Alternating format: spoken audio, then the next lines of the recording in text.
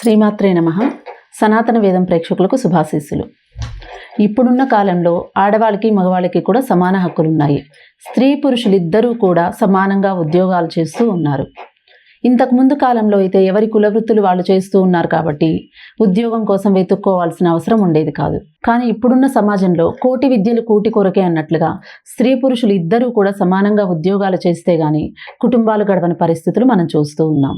అంతేకాకుండా ఇంతకుముందు ఉద్యోగం పురుష లక్షణం అనేవాళ్ళు, ఇప్పుడైతే ఉద్యోగం మానవ లక్షణంగా మారిపోయింది. చాలామందికి చదువు పూర్తయి ఎన్నో రోజులై ఉంటుంది, కానీ ఉద్యోగం రాకపోవడము, లేదా అనుకున్న ప్లేస్లోనో ఇష్టమైన శాలరీ రాకపోవడంతోనో చాలా బాధపడుతూ ఉంటారు. వారే కాదు, వారితో పాటు వారి తల్లిదండ్రులు కూడా ఎంతో బాధను ఎదుర్కొంటున్నాం, మనం చూస్తూ ఉన్నాం.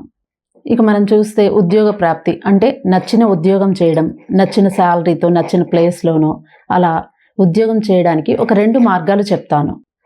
మొదటి మార్గం శ్రీమద్ రామాయణంలోని బాలకాండలో 100 శ్లోకాలు ఉంటాయి. దీనిని సంక్షిప్త రామాయణం అని కూడా అంటారు. ఈ సంక్షిప్త రామాయణం పుస్తకాలు ఎక్కడైనా దొరుకుతాయి. మనకు ఒకవేళ విడిగా పుస్తకాలు దొరకకపోయినప్పటికీ ఇంటర్నెట్లో డౌన్లోడ్ చేసుకొని చదువుకోవచ్చు.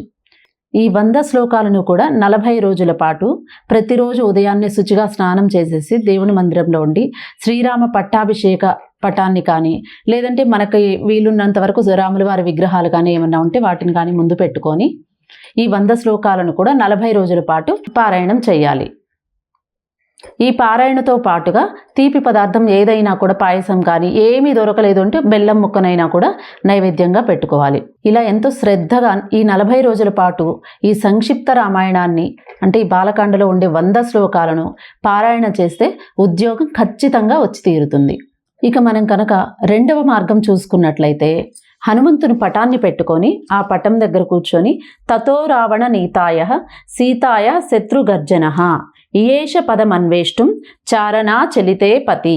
తతో రావణ నీతాయ సీతాయ శత్రుగర్జన ఇయేష పదమన్వేష్టం చారణా చలితే పతి అనే ఈ శ్లోకాన్ని 45 రోజుల పాటు 108 సార్లు పారాయణం చేయాలి.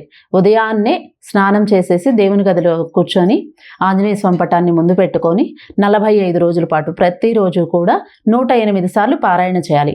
వీటితో పాటుగా కుదిరితే వీలైతే సాయంత్రం పూట 11 సార్లు అయినా కూడా ఈ శ్లోకాన్ని పఠించాలి. ఈ శ్లోకం 108 సార్లు చదవడానికి ఎక్కువసేపు కూడా ఏం పట్టదు, 10 నుంచి 15 నిమిషాలు మాత్రమే పడుతుంది. ఇలా ఈ శ్లోకాన్ని పఠించిన తరువాత దానిమ్మ పండును నైవేద్యంగా పెట్టాలి. వీటితో పాటుగా వీలైనంత వరకు 7 శనివారాలు హనుమంతునికి పూజ చేసుకోవాలి.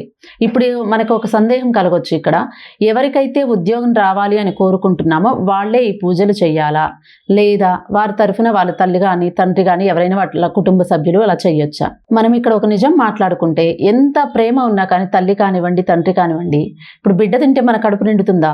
నిండదు కదా. ఎవరికి ఆకలిస్తే వాళ్ళే తినాలి. సాధ్యమైనంత వరకు, కుదిరినంత వరకు వాళ్ళతోని ఎవరికైతే ఉద్యోగం రావాలో వారితోనే ఈ పూజా కార్యక్రమాలు చేయించండి.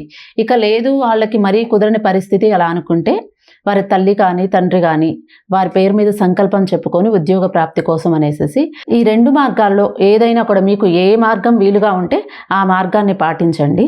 తప్పనిసరిగా ఖచ్చితంగా ఉద్యోగం వచ్చి తీరుతుంది. ఇలా ఎవరైనా పాటించి ఉద్యోగం వచ్చి లైఫ్లో సెటిల్ అయిన వారు ఉంటే తప్పనిసరిగా మాకు మెయిల్ చేయండి, లేదా కామెంట్ సెక్షన్లో ఈ విషయం తెలియజేయండి. ఎందుకు అంటే మీ ద్వారా తెలుసుకొని ఇంకెవరైనా కూడా అట్లీస్ట్ ఒక్కళ్ళైనా తెలుసుకొని పాటించి వాళ్ళ లైఫ్ బాగుపడితే మనకు మంచిదే కదా. శ్రీమాత్రే నమః.